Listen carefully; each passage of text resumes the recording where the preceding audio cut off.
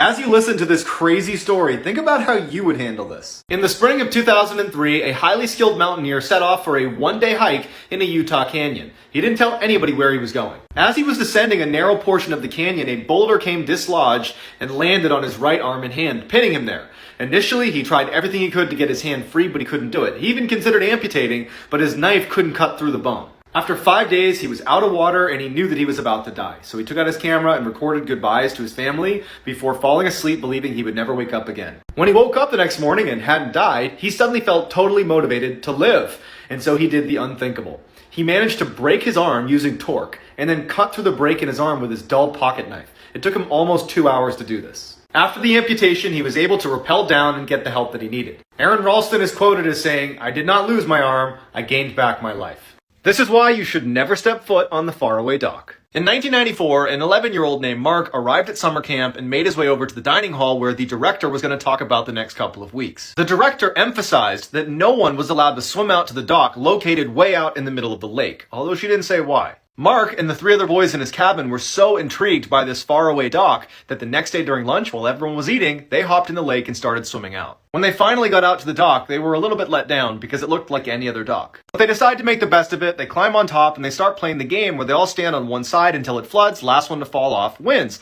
As the corner sank, they started to hear a scratching sound coming from underneath the dock. Suddenly, hundreds of these big meaty spiders come crawling out through the breaks in the wood and slide down the slanted dock towards the boys, who panic and fall forward, and there's spiders swarming their hair and their face. Turns out the dock was off limits because it was overrun with dock spiders, and the boys flooded. When this video is over, you're going to Google 3 words. In 2013, a Canadian college student was traveling alone through California when she decided to spend the night in a notoriously sketchy hotel in Los Angeles. When she didn't check in with her family that night, they actually called the police, and the police discovered that she was missing. And then the hotel released some insane footage of her in an elevator. As soon as she steps into the elevator, she presses all the buttons and then starts hiding in the corner, and then starts poking her head out of the elevator into the hall over and over again, as if looking for someone that was chasing her, but there's nobody in the hall. Then, inexplicably, she stands right in the threshold of the elevator and starts flashing her hands around like crazy and then runs away, and it's the last anybody sees her alive. It wasn't until a few weeks later, when residents of the hotel noticed a foul taste in their water, that they discovered her body floating in the water tanks on the roof. They ruled her death an accident, but that means she would have had to get onto a locked roof, climb a 10-foot high water tank without a ladder,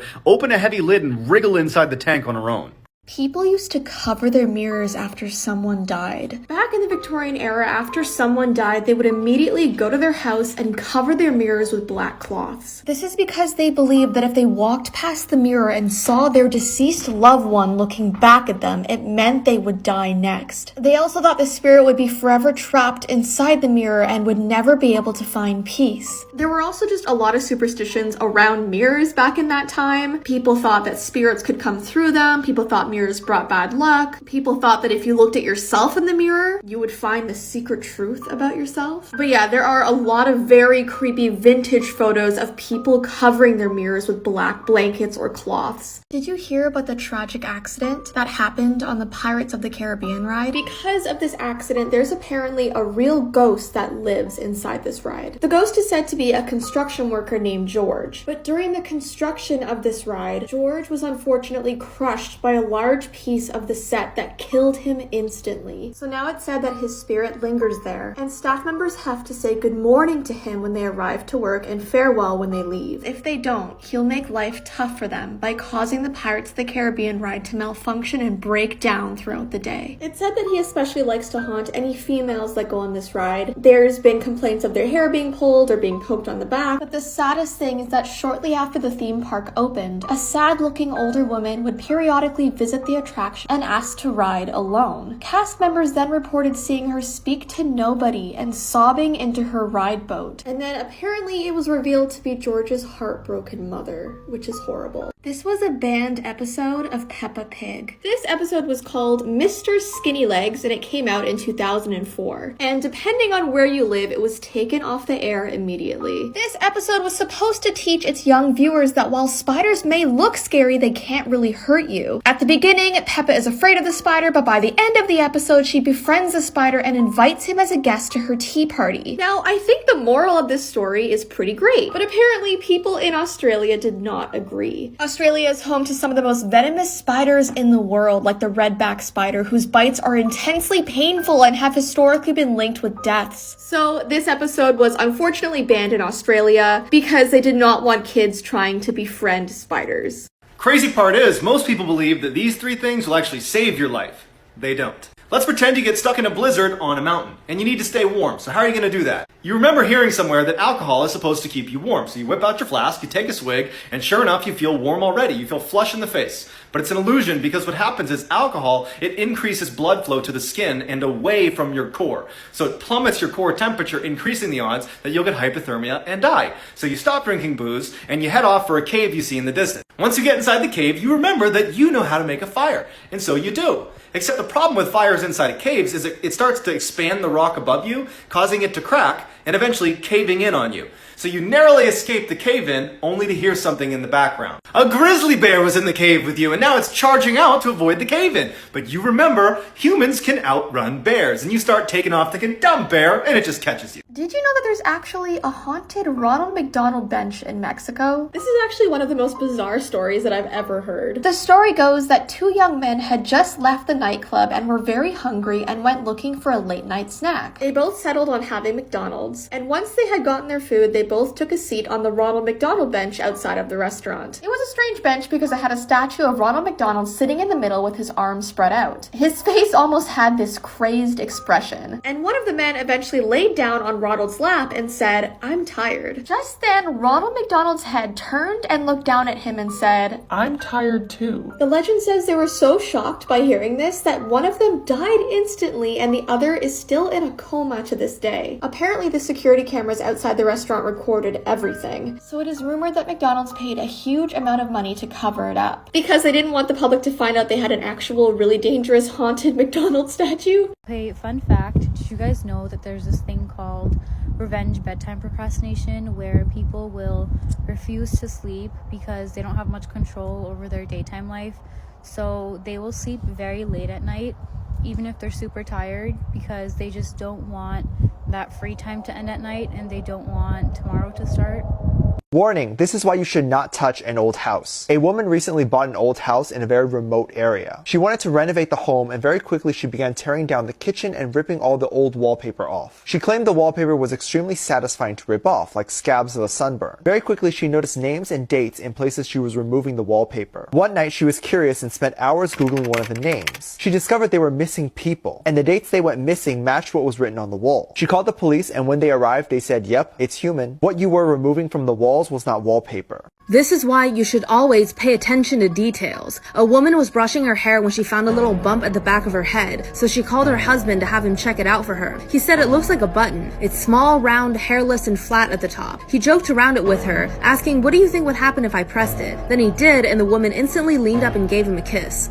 Then the husband kept pressing it as a joke, but something went wrong. It seemed like he pressed it all too many times, and a cool numbness spread down the woman's neck, around her arms and her legs. Her eyes automatically shut and her vision went black. A while later, the woman woke up and learned that she had fainted. The husband kept apologizing with tears in his eyes as if it was all his fault. Eventually, they both went about their lives and tried to forget about this incident, but the woman just couldn't, because afterwards, she came across a photo of her family in the living room. It was a photo of her and her husband's wedding propped up on a ceramic urn. She looked closer at the photo of her own face. She's smiling as if she's the happiest girl in the world, but there's a small scar under her left eyebrow, a scar that she now didn't have. Do you style your hair the same way every day? Well, there's an urban legend about a woman who always wore her hair in a bun, but for her, this habit would lead to something terrifying. This woman loved wearing her hair in a bun, but she might have taken it a bit too far. She didn't want to style her hair differently or even take out her bun to clean her hair. Whenever she took a shower, she would just wear a shower cap to make sure the water didn't mess up her bun. At night, she would sleep with a towel around her hair so the bun didn't move. After a while, she had to put hairspray in it to mask the smell. Then her scalp started feeling itchy, so she would put more hairspray in it.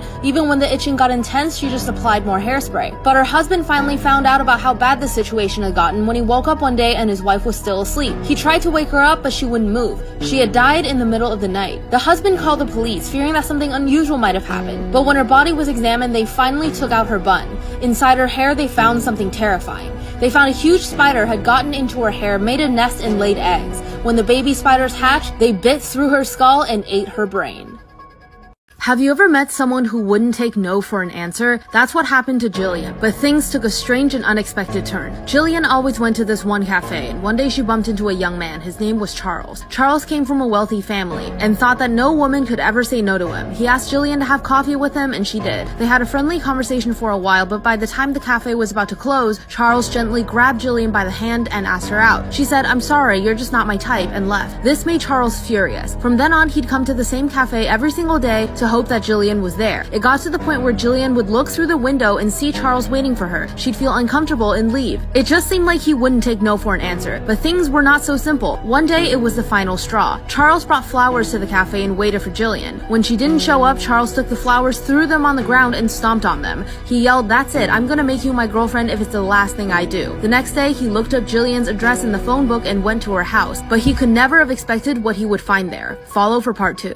Have you ever met someone who wouldn't take no for an answer? Charles became obsessed with Jillian after she blew him off at the cafe. Charles was the type of man who couldn't accept that anyone might reject him, so he found Jillian's address from the phone book and went to her house. He knocked on the door many times until he heard Jillian's voice say, "Charles, what the heck are you doing?" Charles replied, "I don't get why you wouldn't go out with me. We had such a great conversation in the cafe." Jillian replied, "I already told you, you're just not my type. But if you really want to know what my type is, I can show you." Then she opened the door. Charles stepped in. "You see that door at the end of the hallway? Go in there and you'll see the type of man I like." Charles eagerly went in and saw a staircase leading down to the basement. What happened next would shock anyone. When he got to the bottom of the stairs, he smelled a horrible rotting smell. Then he saw that he was surrounded by 12 or 13 bodies nailed to the wall. All of them were headless. On the table against the wall, their heads were arranged in a row. Suddenly, Charles felt a tap on his shoulder. He turned around and saw Jillian with an axe. Jillian swung the axe, and as Charles's head flew across the room, Jillian picked it up, looked it dead in the eye, and said, "Now you're my type." This is why you should never knock on a stranger's door. Once there was a man trying to check into a hotel. The woman at the front desk gave him his key and told him none of the guests are allowed to go into the room across the hall. He agreed, but as he continued to stay in the hotel, he grew more and more curious about the room he wasn't supposed to go in. At one point, he even walked down the hall to that room and tried the door. It was locked. Then he bent down and looked through the keyhole. He saw that it was just the same as his hotel room. But in the corner of the room, there was a woman whose skin was extremely pale, almost a sickly white. Her back was to the wall, so the man didn't see what she looked like. He almost knocked on the door, but then just decided to leave her alone. The next day, he walked past the door again and decided to look into the keyhole. This time, there was no hotel room and no woman. It was all just red. He thought that this seemed really strange, so he went to the front desk and asked about the room. After insisting on an answer, the woman at the front desk told him, "A long time ago, a man killed his wife in that room, and her ghost is still there. But these ghosts are not what you might imagine. They're completely white all over, except for their eyes, which are red." This is why you should always be afraid of Australia. In 2014, an 8-year-old and her family went on an extended vacation to, you guessed it, Australia. After a couple of days, she started having this horrible recurring nightmare where an alien would appear in her room and try to grab her with its tentacle. After a week of this, she is terrified to go to sleep, but her parents keep telling her that it's just her overactive imagination. One night, she swears she feels that thing grab her leg and she leaps from the bed screaming. Her family runs into the room and they see her hysterical in the corner, and then they look at the bed and they all gasp. It wasn't an alien. It was a 7-foot-long adult carpet python that had been sneaking in through the ceiling tile and into her bed to stay warm every night. When my grandfather was younger, he was convicted of a crime that he didn't do, and the judge sentenced him to death row. But when it came day to kill my grandfather talked his way out of the whole situation. So when execution day came for my grandfather, there was actually 2 guys in front of him who were going to be killed first. So the guards asked the first guy who was going to be killed, they said, "What do you want as your last meal?" The guy says, "Oh, I want a big juicy steak." So they give him the steak, he eats it, and then after he eats it, the guards just kill him immediately. So the guards ask the same question to the second guy getting executed. They say, "What do you want as your last meal?" The guy says, "Oh, I want a big lobster." So they give him the lobster, he eats it, and once he eats it, they kill him. So then it came my grandfather's turn to be executed, and they ask him, "What do you want to eat as your last meal?" My grandfather looks at the guards and goes, "I want a big bowl of strawberries." The guards look at him and go, "Strawberries? Those are out of season." So then my grandfather goes, "Don't worry about it. I don't mind waiting at all."